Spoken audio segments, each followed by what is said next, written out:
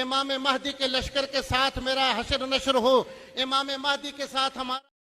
اور اگر ہم بات کریں امام مہدی کی تو امام مہدی بے شک وہ 12ویں امام ہوں گے، لیکن وہ اس ترتیب پر 12ویں امام نہیں ہوں گے کہ امام نکی، امام تقی، امام موسیٰ کاظم رحمہم اللہ تعالی یا دیگر جو اہل تشیع نے 12 امام بنا رکھے ہیں، وہ اس ترتیب پر 12ویں امام نہیں ہوں گے۔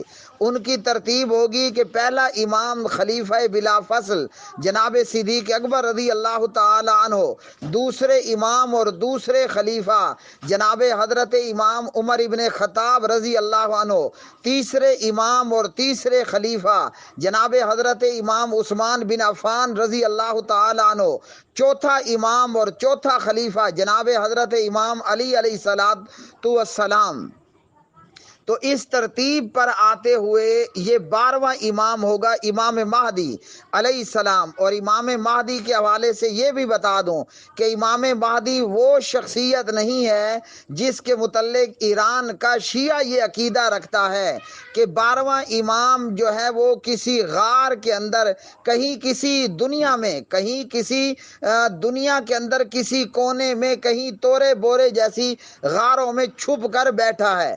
اس طرح کا کوئی 12واں امام دنیا کائنات میں نہیں ہے۔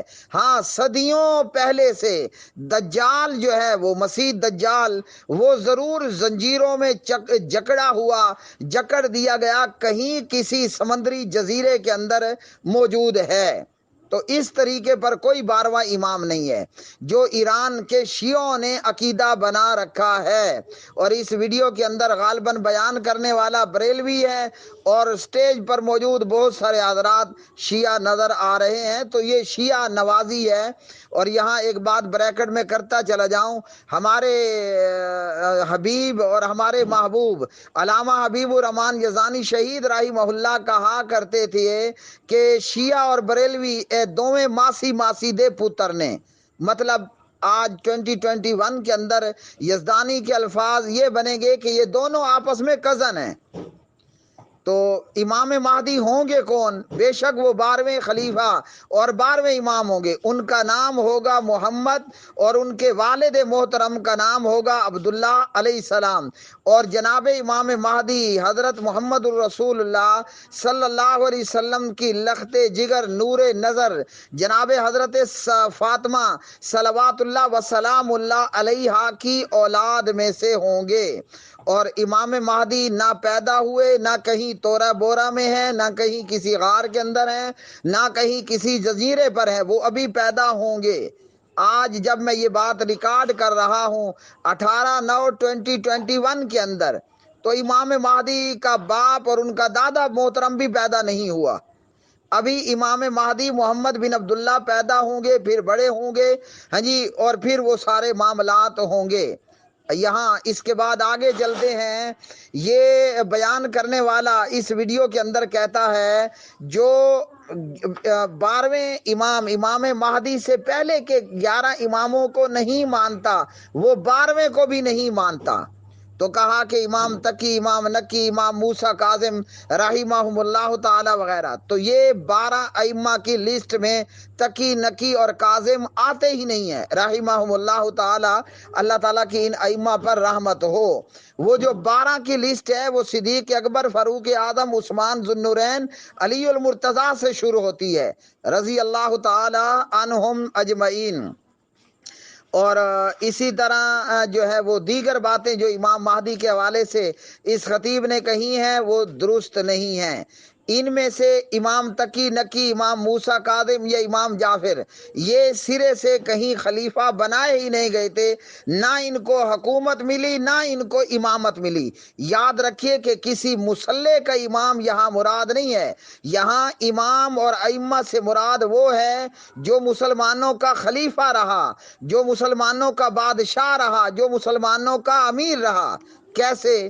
جیسے فاروق اعظم، صدیق اکبر، عثمان اور امام علی تھے علیہم السلام رضوان اللہ تعالی علیہم اجمعین۔